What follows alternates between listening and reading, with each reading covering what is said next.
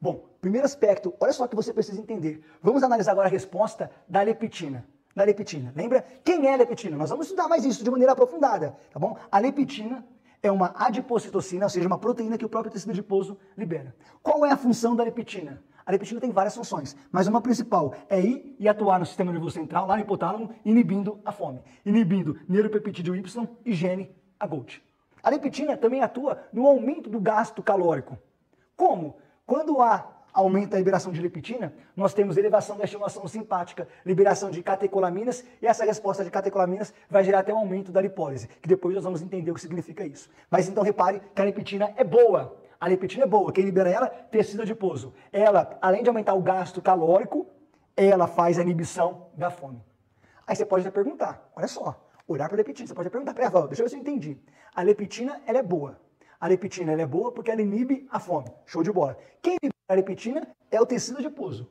Mas peraí, a pessoa com obesidade tem mais tecido adiposo. Sim. Então tem mais liberação de leptina. Sim. Ué, Rafael, então era para ter mais ainda inibição da fome. Era. Mas fisiologia não é matemática. 1 mais 1 na fisiologia pode ser 50 mil. Ou seja, não tem relação nenhuma a análise matemática com a resposta fisiológica. Por quê? Porque pessoas que não são obesas tem um nível de tecido adiposo, tem um nível de hiperplasia da célula adiposa. Logo, tem um nível de liberação de leptina. Vamos fazer uma analogia para você poder entender. Que nível que é? Pessoas que não são obesas como a gente, tem, sei lá, liberação de 10 leptinas por minuto. Então, o tecido adiposo libera 10 leptinas por minuto. Beleza. E aí, por isso, eu tenho lá no sistema nervoso central, lá no hipotálamo, 10 receptores de leptina. Porque para a leptina fazer a função dela, ela precisa ir e se ligar ao seu receptor. Para a leptina gerar a função dela, a leptina tem que ser liberada no sangue, ela tem que chegar lá no hipotálamo e se ligar ao seu receptor, para a resposta acontecer, que é a inibição da fome. Como nós temos, normalmente, 10 leptinas liberadas por minuto, nós temos 10 receptores de leptina. Só que o seu aluno, com obesidade, tem mais tecido adiposo, então agora tem mais liberação de leptina. Então, ao invés de ter 10 leptinas por minuto sendo liberada, ele vai ter 100 leptinas por minuto. O organismo inteligente, ele fala o seguinte, eu tinha 10 receptores, porque eu tinha 10 leptinas por minuto sendo liberada. Como agora eu tenho 100 leptinas por minuto, eu não preciso de ter 10 receptores. Com menos receptores, eu gero a mesma resposta fisiológica. O que acontece então? Acontece um mecanismo que a gente chama de down regulation. Down regulation de receptores de leptina. O que significa isso? Compreenda comigo. Eu tenho 10 leptinas por minuto, pessoas que não são obesas, sendo liberadas. Rafael, 10 é esse valor? Não. Não é esse valor, é só para você poder entender. 10 leptinas por minuto, por isso que eu tinha 10 receptores. Quem é obeso tem mais tecido adiposo. Então tem 100 leptinas sendo liberadas por minuto. O que o organismo fala? Uai, eu tinha 10 leptinas por minuto, por isso que eu tinha 10 receptores. Se eu tenho agora 100 leptinas, eu gero a mesma resposta com menos receptores. Então eu tenho down regulation, redução de receptores de leptina.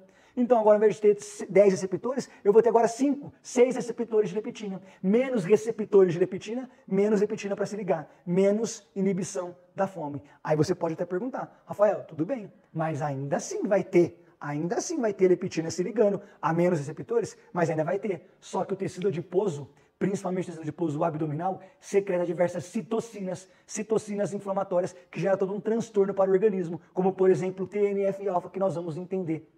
Quando eu tenho, então, mais essas citocinas que o tecido adiposo abdominal secreta, agora aquelas leptinas que se ligaram ao seu receptor não geram a informação adequada. Então, o que acontece? Na pessoa com obesidade, eu posso ter um quadro de resistência à leptina. O que é resistência à leptina? É a dificuldade da leptina exercer adequadamente a sua função. E ela não exerce por quê? No seu aluno com obesidade, porque apesar dele ter mais leptina, ele tem a redução dos receptores de leptina, e mesmo as leptinas que se ligam aos seus receptores, eu tenho outras citocinas chamadas de inflamatória que prejudicam essa comunicação. Logo, ele agora vai ter menos saciedade. E aí a gente vai dizer que basta apenas analisar déficit calórico? Claro, óbvio que não, porque se eu disser isso, eu não estou valorizando, eu não estou olhando diretamente para o meu aluno, para o meu paciente, porque nele agora pode ter um quadro aumentado de fome. De novo, tem a parte comportamental? Tem, mas tem a parte do sistema nervoso autonômico que ele não controla. Ele não sabe nem explicar porque ele está com tanta fome o tempo todo. Você consegue agora explicar para ele? Ah, mas se eu explicar para ele agora vai resolver o problema? Não, mas agora pode acalientar a pessoa, porque você é o desespero da pessoa ao perceber que ela tem uma fome exagerada. Que amigos e familiares pensam que ela é vagabunda, que ela não é dedicada, que ela não tem... Ah, você aqui é um preguiçoso. Não. tem a parte do sistema nervoso autonômico que a gente não controla.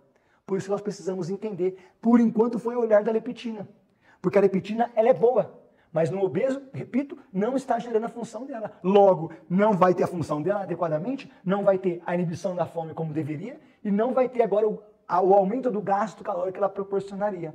Olha o prejuízo. Aí vem a pergunta, como você promove um reajuste fisiológico nisso? Como você agora melhora toda essa repercussão? Nós vamos entender tudo isso.